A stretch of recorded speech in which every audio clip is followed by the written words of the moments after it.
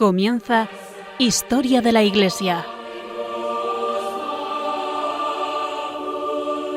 Un programa dirigido por Alberto Bárcena.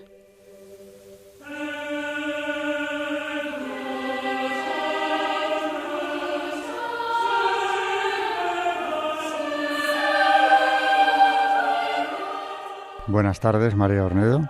Buenas tardes. Buenas tardes, Carmen Turo de Montis. Buenas tardes. Buenas tardes a nuestros oyentes de Historia de la Iglesia en Radio María.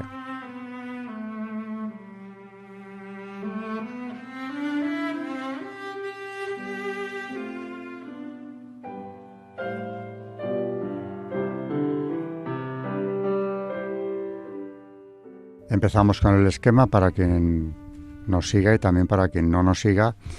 Primero explicar en qué partes se divide el programa, que son tres secciones. La primera es Historia de la Iglesia, que lleva Carmen Turo de Montis, es nuestra historiadora en el programa. Luego hay una segunda sección que también lleva ella, que es un santo elegido pues por lo que sea, muchas veces por su relación con el tema que tratamos, otras veces no. Hoy nos va a hablar de un mártir salesiano, como en el programa anterior y en los anteriores también. ¿Tiene que ver con el tema que estamos viendo? Desde luego sí, porque estamos tratando todavía la guerra de la Vendée, que produjo una enorme cantidad de mártires en esa región francesa. Y en la tercera sección ya es María Ornedo la que habla de magisterio de la Iglesia, concretamente con el tema de la Eucaristía, lleva ya mucho tiempo, y va a continuar hoy con una obra del cardenal Sara, precisamente llamada La Eucaristía y la Liturgia. Así que este es el texto que está siguiendo en el programa anterior y lo va a seguir hoy también.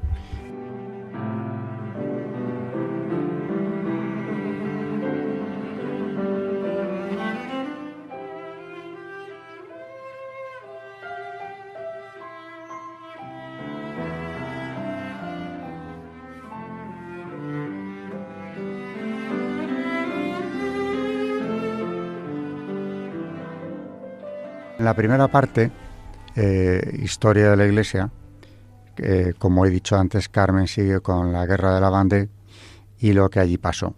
Llevamos muchos programas dedicados a este tema.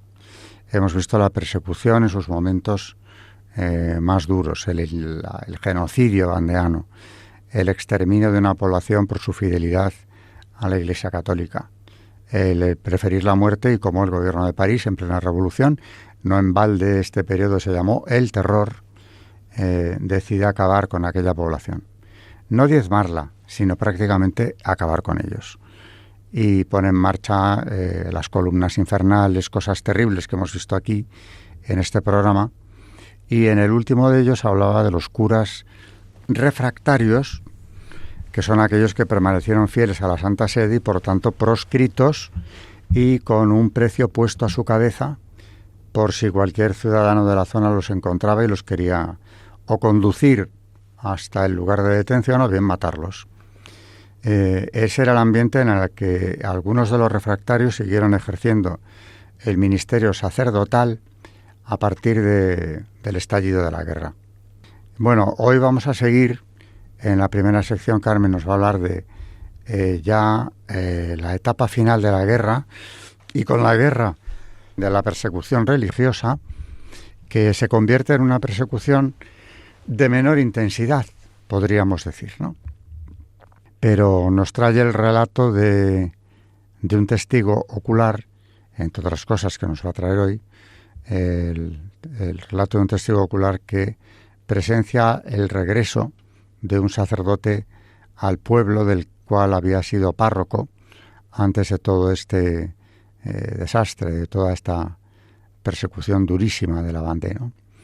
Y toda la tristeza que se ve, que se trasluce en el relato, no solo por parte de los habitantes del pueblo, sino también por parte del que lo está describiendo, porque lo que se encuentra es un panorama de desolación.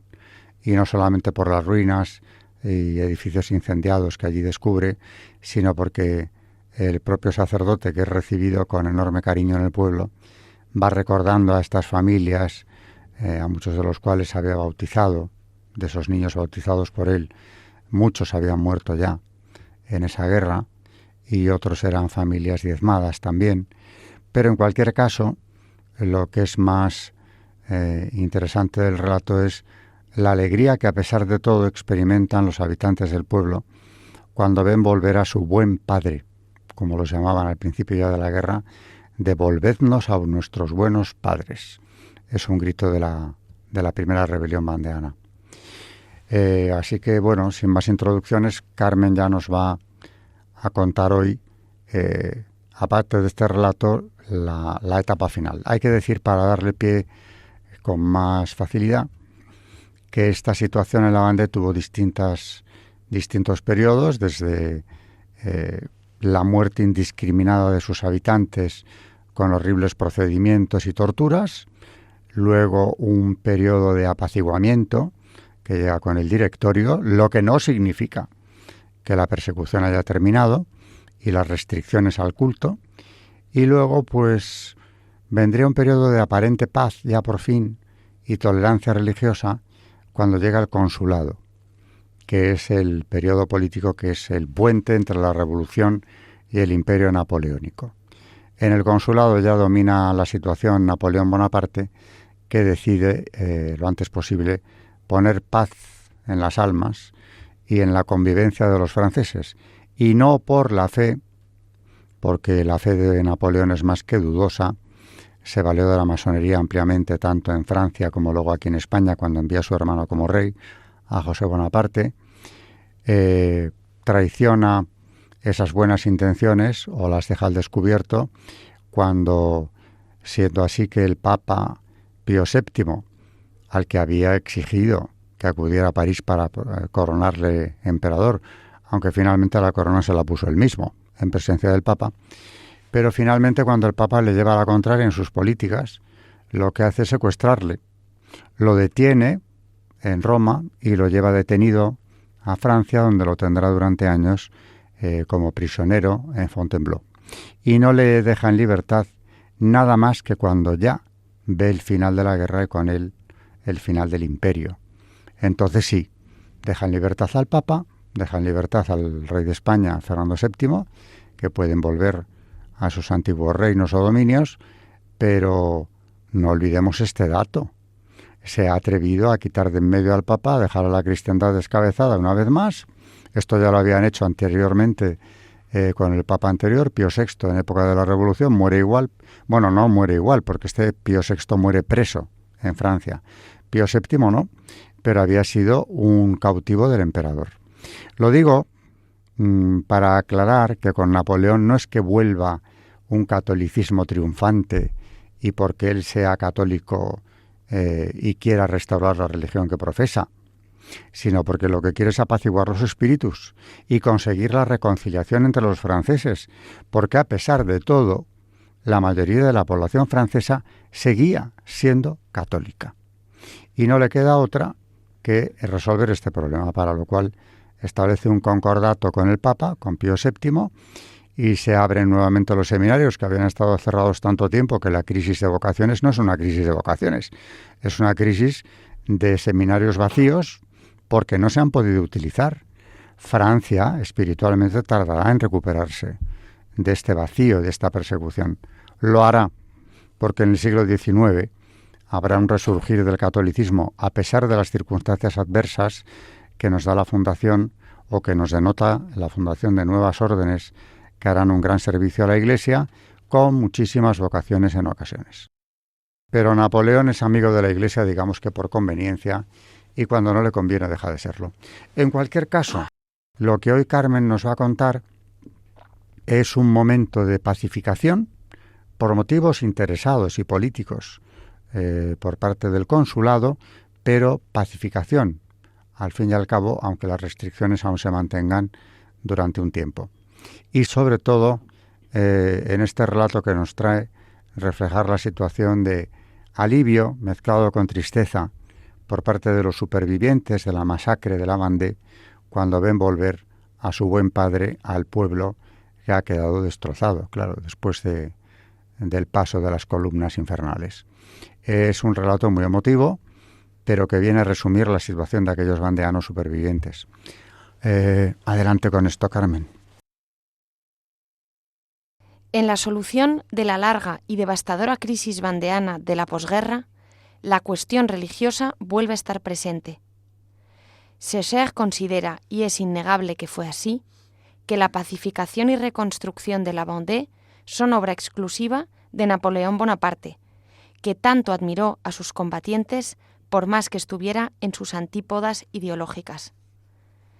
Recién llegado al poder, tras el golpe de Brumario, dirige con los otros cónsules una proclama a los habitantes de los departamentos del oeste, el 7 de Nivoso del año octavo, 28 de diciembre de 1799, reconociendo los atropellos de los gobiernos precedentes. Leyes injustas han sido promulgadas y ejecutadas. Actos arbitrarios han alarmado la seguridad de los ciudadanos y la libertad de conciencia.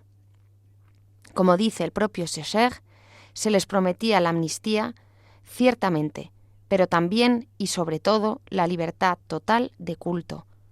Citando a continuación: los cónsules declaran aún que la libertad total de cultos está garantizada por la Constitución.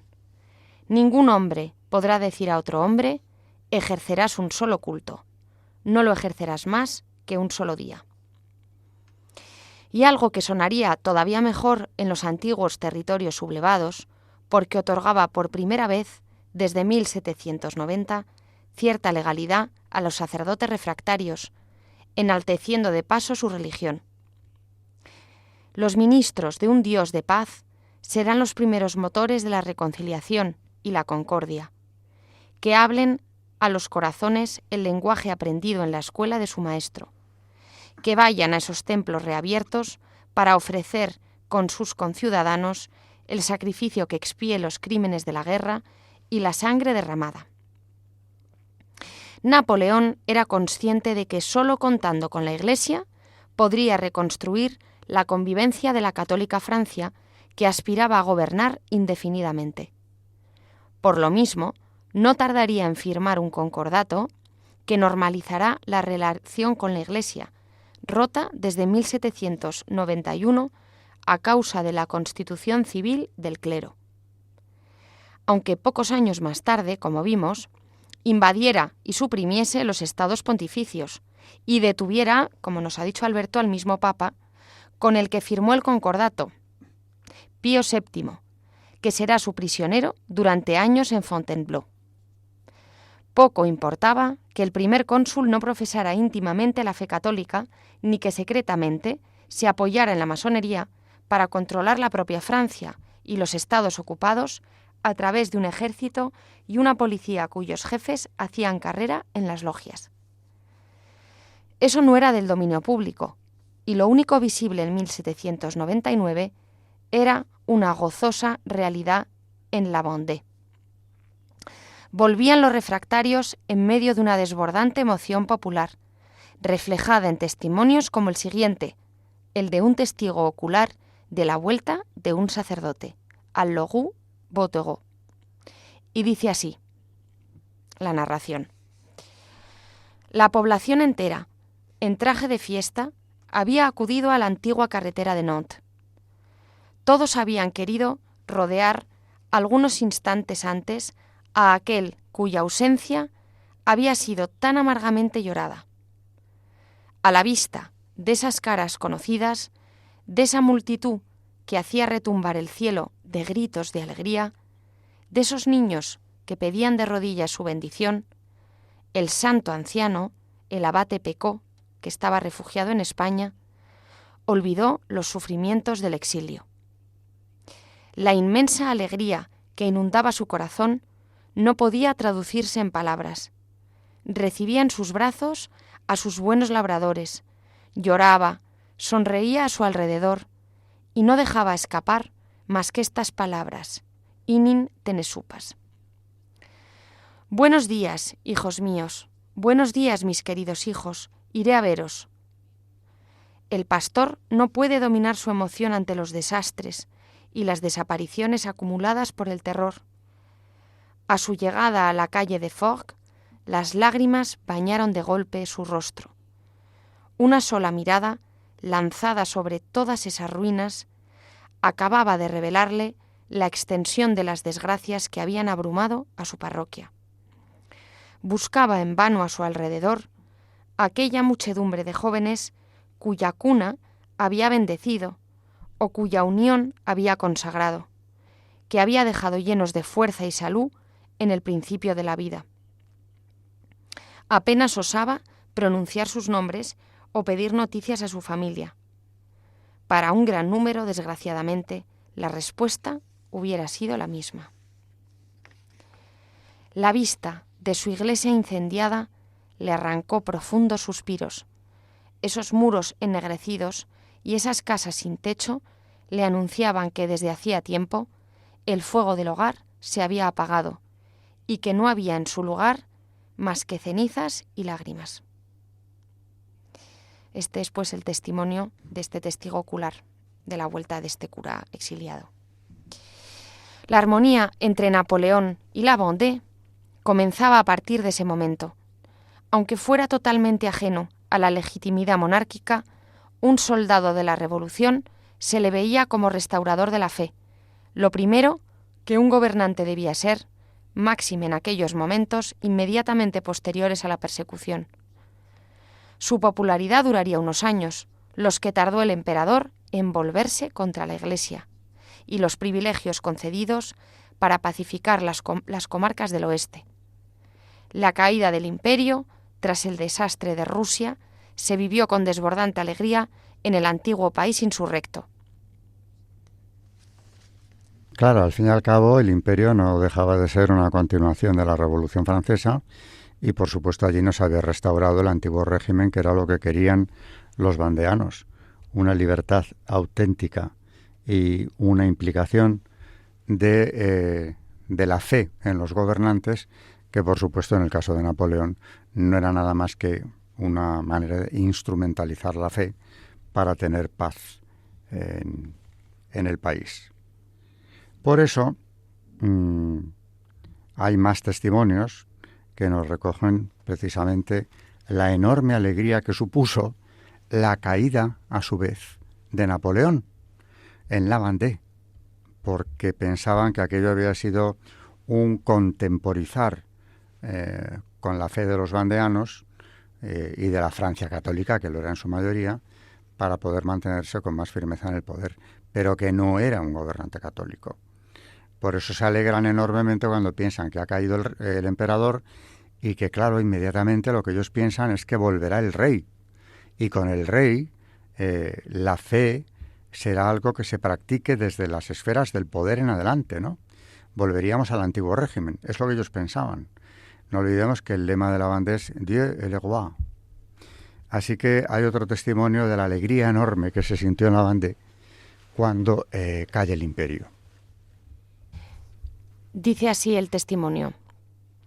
El día de Pascua, a las 8 de la mañana, estábamos desayunando cuando el señor de Mauvillain acudió corriendo a casa gritando: ¡Viva el rey! El emperador ha sido destronado. Luis XVIII es proclamado rey de Francia. ¿Cómo expresar el asombro, la alegría, la felicidad de nuestros padres, que no se esperaban en absoluto un acontecimiento semejante? Francia estaba liberada de su tirano. Sus hijos, sus queridos niños, estaban salvados. El entusiasmo de la población llegaba al colmo. Nunca he olvidado con qué arranque de felicidad se cantó el Domine Salvum Fac Regem, por primera vez en la Iglesia. Era la vuelta a la legitimidad. Con casi 30 años de retraso, Monsieur, el conde de Provencia, se convertía de hecho en Luis XVIII. Bueno, ya a partir de aquí sería hablar de la Restauración, Congreso de Viena, con los principios de tratar de volver al antiguo régimen, legitimidad, equilibrio entre las naciones europeas, que no pudiese darse nunca más una situación de dictadura personal prácticamente, ¿no?, como la que habían tenido con Napoleón. Y luego, claro, la necesidad de apagar la revolución allí donde surgiera. lo resume una frase: una revolución en Europa es una revolución europea. Esto es la Restauración, se intentó. Y de hecho los reyes, destronados por Napoleón o por la Revolución, volvieron a sus tronos. Otro prisionero regio que estaba en Francia hasta ese momento, hasta muy poco antes de la caída de Napoleón, es Fernando VII, que vuelve a España. Y los españoles, que le llamaban el deseado y eran tan legitimistas en un porcentaje altísimo como los ciudadanos de la Vendée, le reciben con gran alegría. Lo que pasa es que aquí ya se va a encontrar con una situación de dos Españas, la liberal y la otra, de la que no es cuestión de hablar hoy. El Papa pudo volver a Roma, pudo volver a los estados pontificios, se restauró el poder temporal de los papas y las dinastías reales pues van volviendo una tras otra. Pero este periodo de la Restauración, aquí ya vamos a dejar por ahora el tema de la Vendée. Este panorama de la Restauración fue muy breve, porque duró lo que dura en realidad hasta 1830, ese periodo, desde 1814 a 1830. De hecho, hubo un Luis XVIII, como decían en la mañana de Pascua tan contentos estos vandeanos. Hubo un Luis XVIII que era el hermano de Luis XVI y tomó el nombre de Luis también al subir al trono. El 17 es el niño muerto en el Temple, el que no reinó nunca. Y después de Luis XVIII, pues viene ya el último de los Borbones que ha reinado en Francia, que fue Carlos X, otro hermano de Luis XVI. A este le expulsa una revolución, la de 1830, que anunció, por cierto, y con esto acabó la digresión histórica, Nuestra Señora de la Medalla Milagrosa, cuando se aparece a Santa Catarina Labouré, entre los males que vienen y de los que hay que protegerse. Aquí ya la Virgen, en estas apariciones marianas, a partir de la Guy du Bac, a partir de esta aparición de la Medalla Milagrosa, empieza a advertir a sus hijos que se preparen, que recen, que expíen sus pecados, que pidan la protección del cielo, porque la revolución no ha terminado. Parecía que sí, pero es que no. Y viene todo un siglo XIX que en su mayor parte es revolucionario, incluso el XX lo es, ¿no? Aquí le dice, hablando de lo que viene para Francia, el trono será derribado. Y efectivamente tardó muy poco en serlo, por obra de la Revolución de 1830. Y a partir de aquí viene una monarquía liberal que, por supuesto, no complace a los católicos franceses, en su mayoría, con Luis Felipe de Orleans, el hijo de aquel regicida, el duque de Orleans, que había firmado la muerte del rey. En fin, esto es historia de Francia, pero también de la Iglesia, porque, en definitiva, ese periodo del Congreso de Viena y los años inmediatamente posteriores, que parecía que volveríamos al antiguo régimen, se demostró que no era posible y Europa entraba en la etapa de las revoluciones en plural, herederas todas ellas y continuadoras de la francesa. Y aquí incluiría, sin lugar a dudas, incluso la Revolución Rusa de la Primera Guerra Mundial, de 1917 en adelante, ¿no? Con esto, pues, hemos terminado con la historia de la Vendée, pero no con la de la Iglesia. Seguiremos con ello y enseguida, tras una pausa, Carmen nos trae hoy también otro mártir salesiano, como en programas anteriores.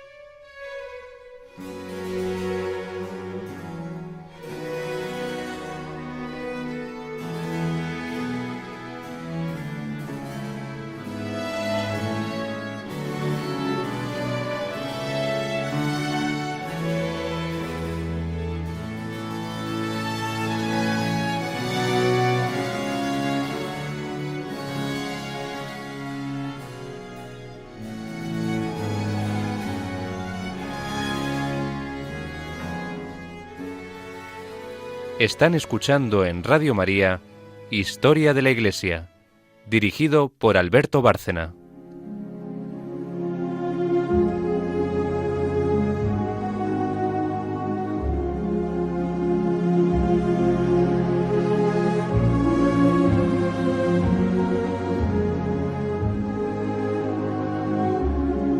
Santos en la historia de la Iglesia.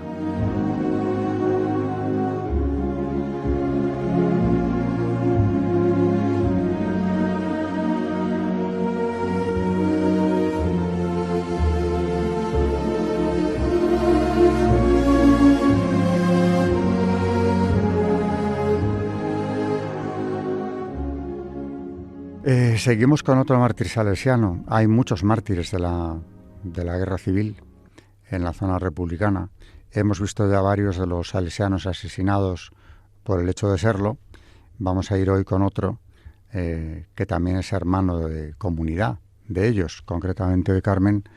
Nos trae a don Nicolás de la Torre Merino, salesiano coadjutor, muerto como los anteriores en 1936, es decir, el primer año de la guerra civil. Nicolás nació el 4 de marzo de 1892 en Béjar, Salamanca. Huérfano de padre a los 4 años, la familia lo llevó al colegio salesiano, recientemente fundado en esa ciudad, a los 7 años de morir don Bosco. Allí fue acogido con cariño. Se encontró feliz, viviendo en un ambiente verdaderamente de familia, como en el oratorio de don Bosco. Al llegar a la adolescencia y pensando en su futuro, expresó el deseo de aprender el oficio de zapatero. El director, en 1905, lo envió a estudiar en la ya renombrada Escuela Salesiana de Artes y Oficios de Barcelona-Sarriá.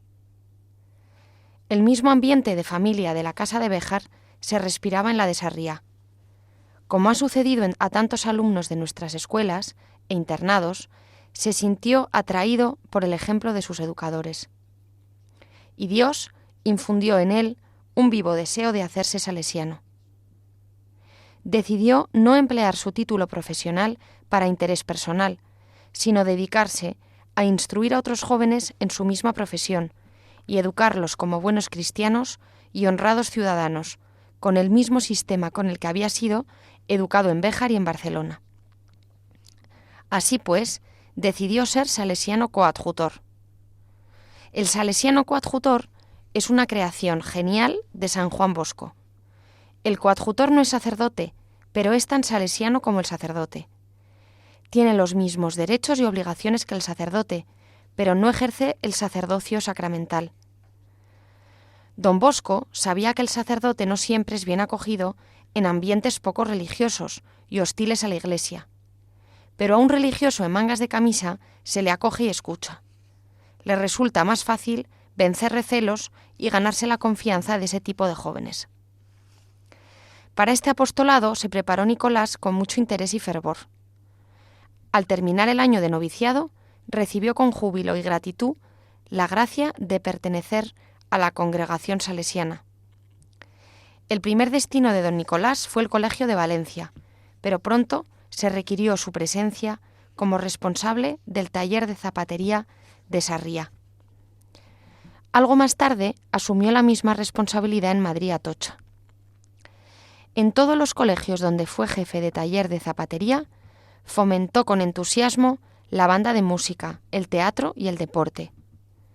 Convencido del valor educativo que don Bosco daba a estos medios, puso sus cualidades, su tiempo y su afán de educador en la organización y en la práctica de estas actividades.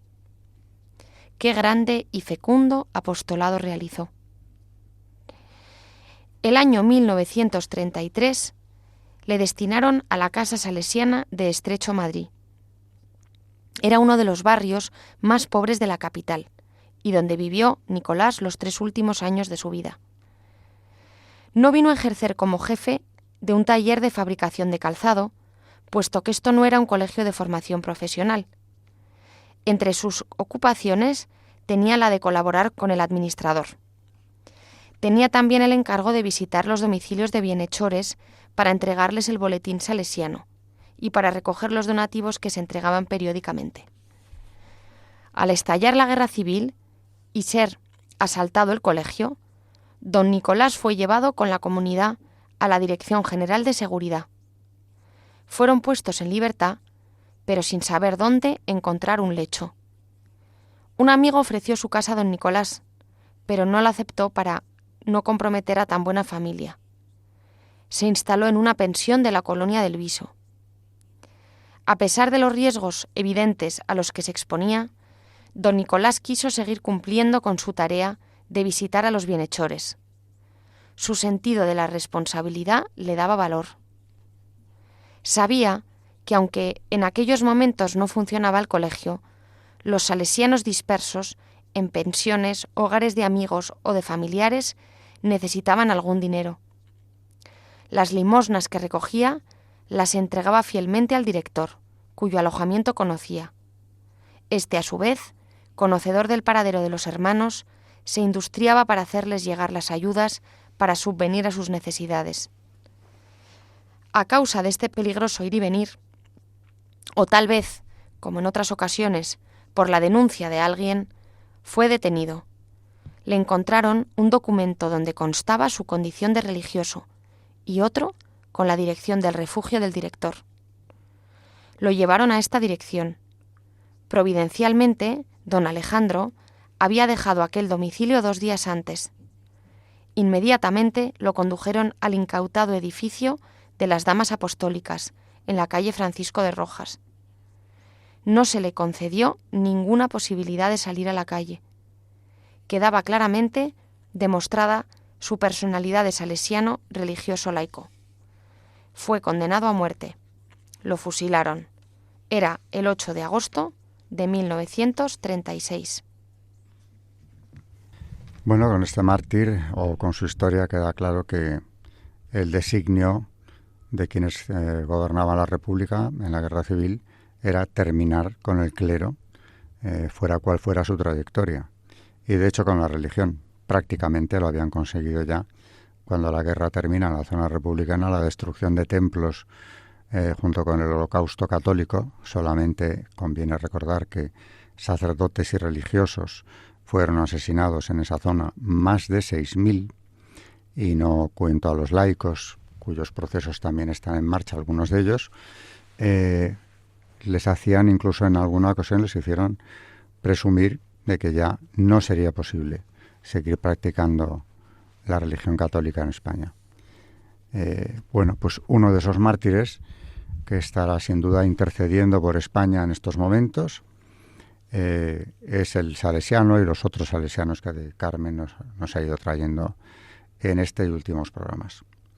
Con esto ya pasamos a la tercera y última sección, que es Magisterio, y lleva a cabo María Ornedo. Seguimos con la Eucaristía y con el libro del cardenal Sara que ha traído aquí.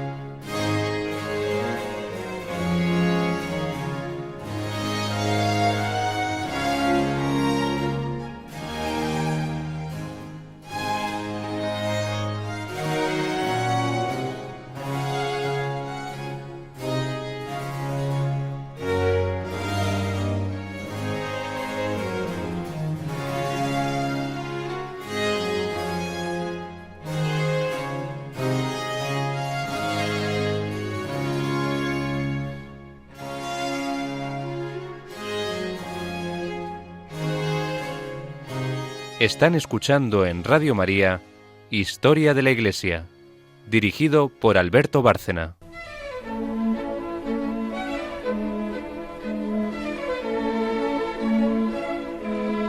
El Magisterio de la Iglesia.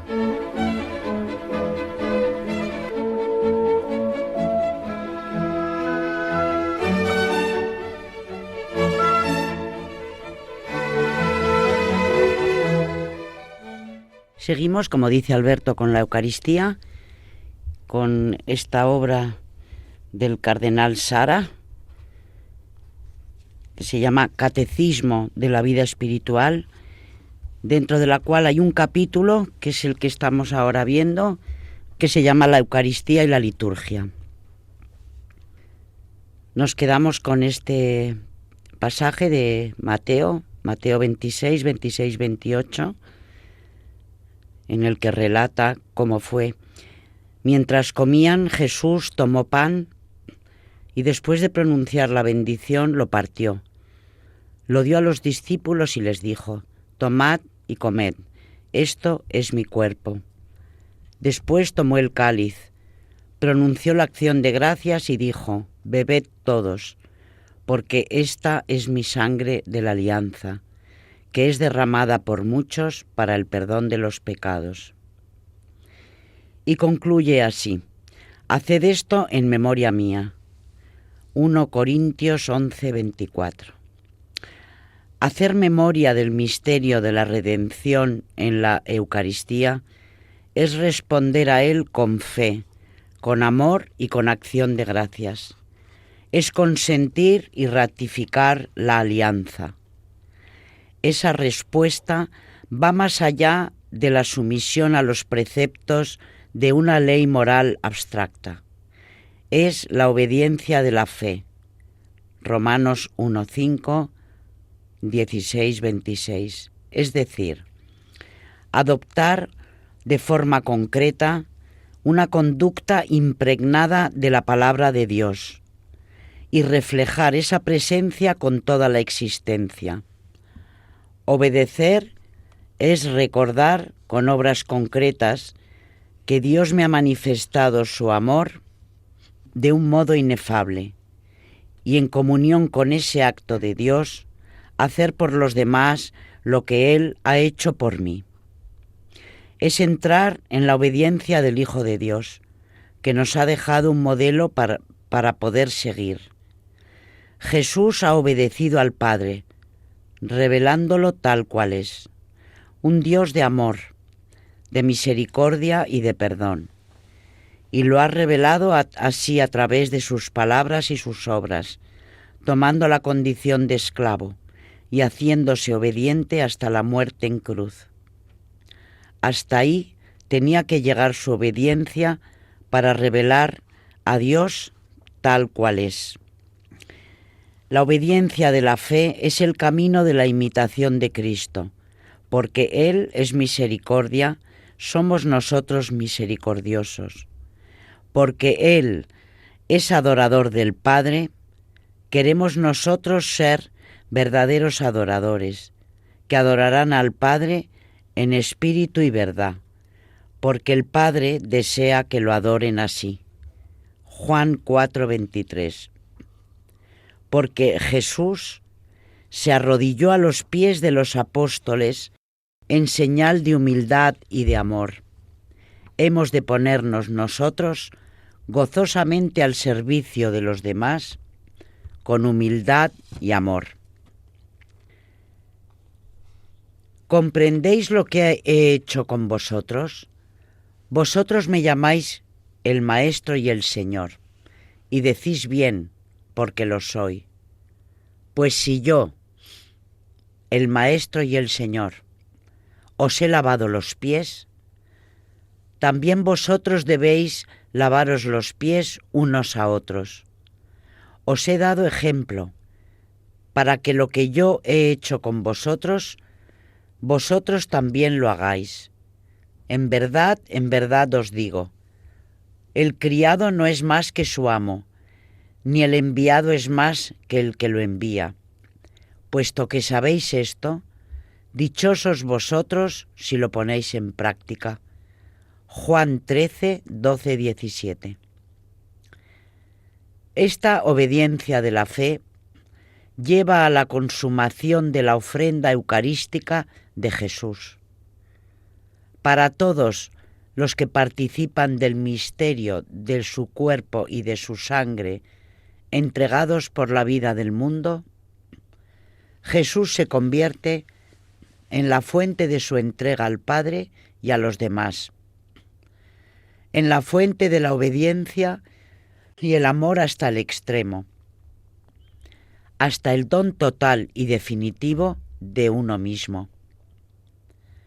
Entonces, la presencia sacramental del Señor, bajo las especies eucarísticas, consuma y significa plenamente la presencia viva del Señor en su Iglesia.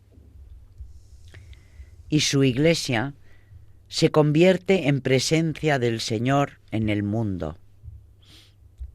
La edificación de la Iglesia, presencia del Señor que se prolonga en el tiempo y en el espacio, es la consecuencia esencial y vital de la Eucaristía. Jesucristo prolonga su presencia salvífica en el mundo a través del sacrificio eucarístico. Por eso, acoger la presencia del Señor no es solamente cantar y danzar en su honor en alabanza y acción de gracias, acompañados a veces de una vida rutinaria y mediocre como telón de fondo.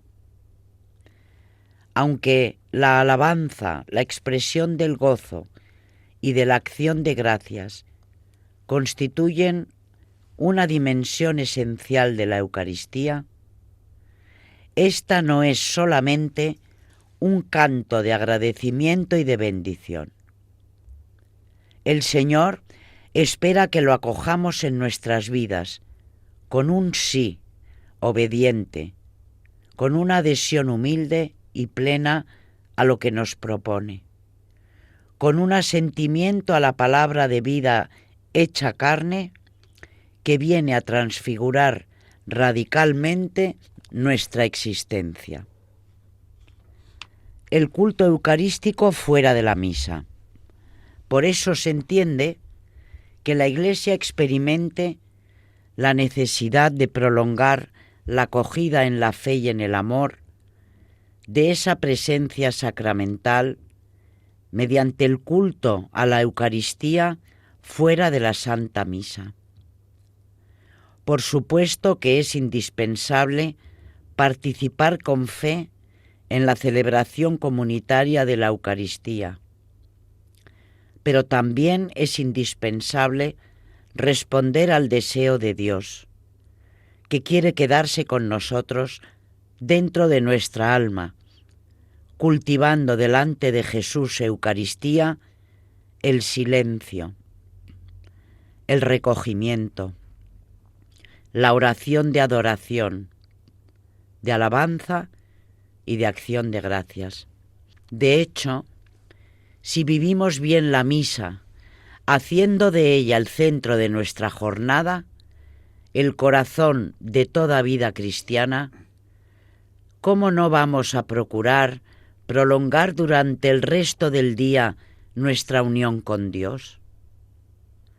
La comunión nos arrastra a pensar a lo largo del día en el Señor que habita en nosotros, procurando no alejarnos de su presencia y trabajar como trabaja Él, amar como amaba Él, perdonar como perdonaba Él, y ser como Él, mansos y humildes de corazón. No se puede vivir cristianamente sin sentir la necesidad de una amistad personal y efectiva con Dios. Esa amistad conlleva un trato, porque si Jesús está en mí, también está presente en el sagrario, con una presencia silenciosa pero real, visible, palpable, llena de amor y de calidez.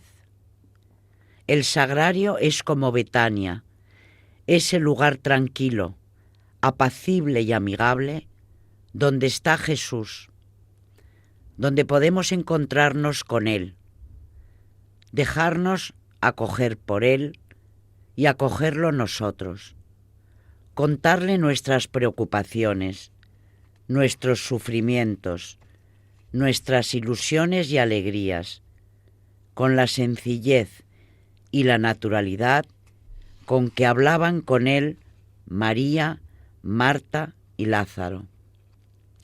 Habituémonos a ponernos frecuentemente en su presencia, en un diálogo silencioso de amor.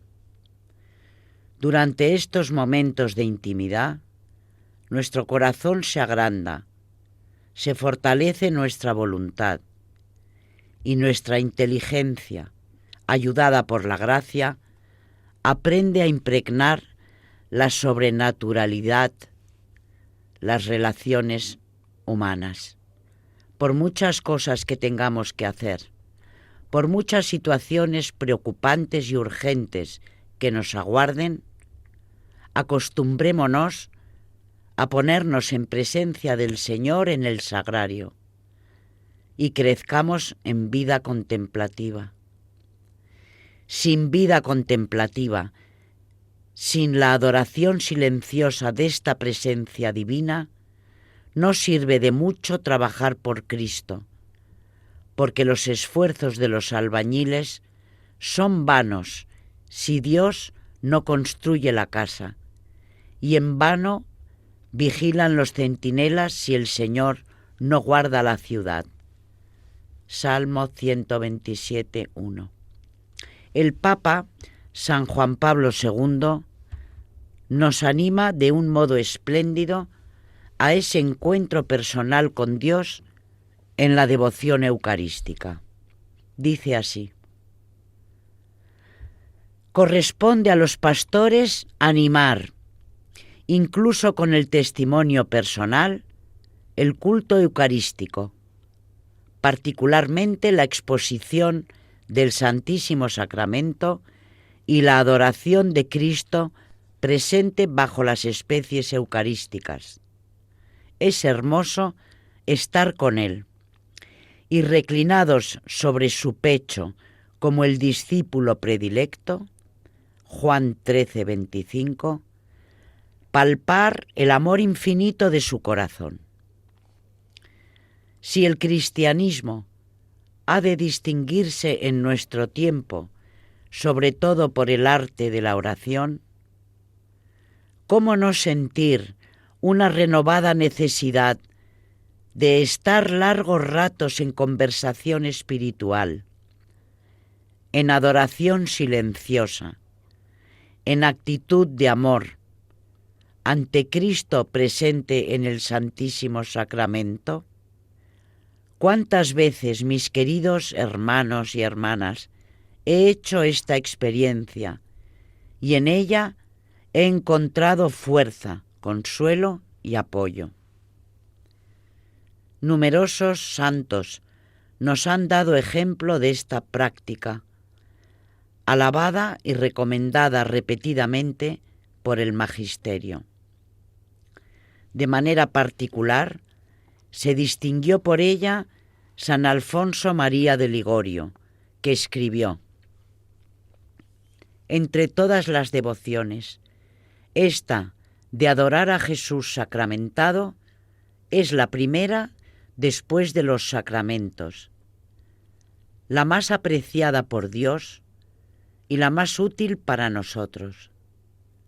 La Eucaristía es un tesoro inestimable, no solo su celebración, sino también estar ante ella fuera de la misa. Nos da la posibilidad de llegar al manantial mismo de la gracia. Una comunidad cristiana que quiera ser más capaz de contemplar el rostro de Cristo en el espíritu que ha sugerido en las cartas apostólicas Novo Millennio Ineunte y Rosarium Virginis Mariae, ha de desarrollar también este aspecto del culto eucarístico, en el que se prolongan y multiplican los frutos de la comunión del cuerpo y sangre del Señor. Esto está dentro de Ecclesia de Eucaristía de San Juan Pablo II. Con humildad, libre y amorosamente, sumerjámonos en la presencia real de Cristo en la Eucaristía. Ofrezcámosle nuestro amor, nuestro corazón y nuestra libertad.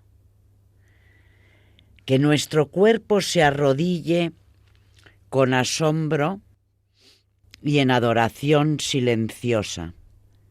Que nuestra libertad se abra a la presencia del Señor, porque la libertad nos hace hombres y mujeres verdaderamente responsables de sus actos, capaces de decisiones que nos comprometen y nos transforman. Entonces, el misterio pascual se convierte en nosotros en una realidad viva. Estoy crucificado con Cristo, vivo yo, pero no soy yo el que vive, es Cristo el que vive en mí. Y mi vida de ahora en la carne la vivo en la fe del Hijo de Dios que me amó y se entregó por mí. Gálatas 2, 19-20. Yo creo que las palabras del cardenal Sara en el texto que ha traído María son tan fáciles de entender, tan descriptivas de lo que es el culto eucarístico y lo que significa para quien lo practica, que huelgan comentarios prácticamente, ¿no? Realmente es un regalo de Dios poder tenerle ahí, su presencia real, para hablar con Él, desahogarse, buscar inspiración, en definitiva tener con Él ese trato de amistad que Él quiere tener con nosotros.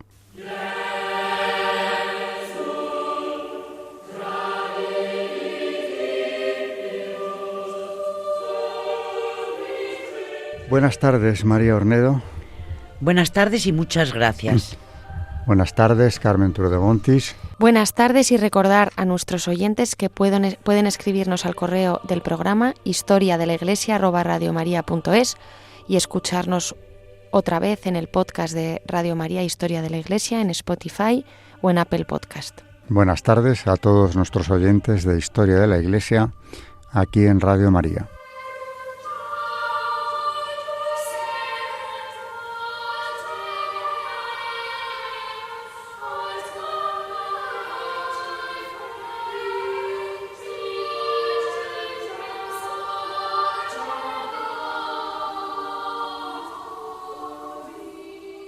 Han escuchado Historia de la Iglesia, un espacio dirigido por Alberto Bárcena.